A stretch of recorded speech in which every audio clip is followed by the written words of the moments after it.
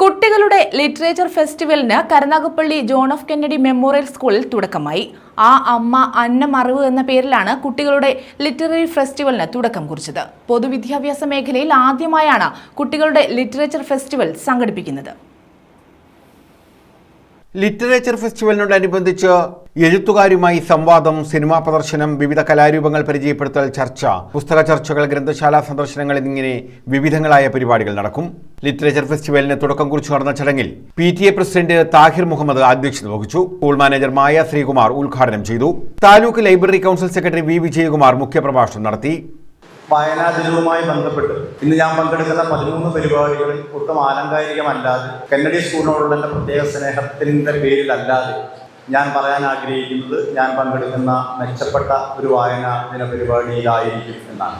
എന്തുകൊണ്ടാണ് ഇത് മെച്ചപ്പെടുന്നത് എന്ന് ചോദിച്ചാൽ, ഒരാളുടെ സാന്നിധ്യം കൊണ്ടാണ് ഞാൻ പറയുന്നത്. നിങ്ങളോടൊക്കെ തന്ന വൈകി പറയാനിരിക്കുന്ന ഒരാളാണ് ഞാൻ എന്ന് നിങ്ങൾ പ്രതീക്ഷിച്ചിരിക്കുമ്പോൾ, ഇന്നലകളിൽ നിങ്ങൾ പഠിച്ചിരുന്ന അതേ ബെഞ്ചിൽ നിന്ന് പഠിച്ചിറങ്ങിപ്പോയി അധിക നാളുകളല്ലാതെയായ ഒരു കുട്ടി ഈ വേദിയിൽ മുഖ്യ അതിഥിയാകുന്നത് ഇന്നൊരു പക്ഷേ കരുനാഗപ്പള്ളി താലൂക്കിൽ ഞാൻ കാണുന്ന ഏക സ്കൂളായിരിക്കും ഞാൻ കരുതുന്നു. കലാമണ്ഡലം കൃഷ്ണപ്രസാദ് ക്ലാസിന് നേതൃത്വം നൽകി. കവിയും ഗാനരചയിതാവുമായ മുരുകൻ കാട്ടാക്കടയുമായി വിദ്യാർത്ഥികൾ സംവദിച്ചു. നാം കണ്ട കനവിന്റെ മധുരം മിഴിപ്പൂ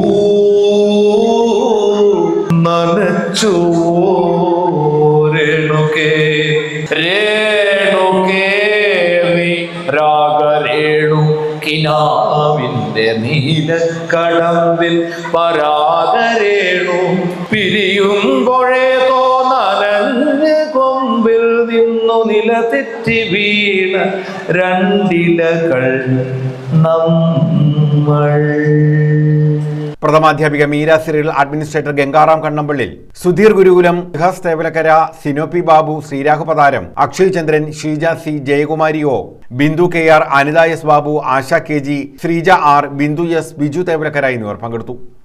ന്യൂസ് ബ്യൂറോ, കരുനാഗപ്പള്ളി.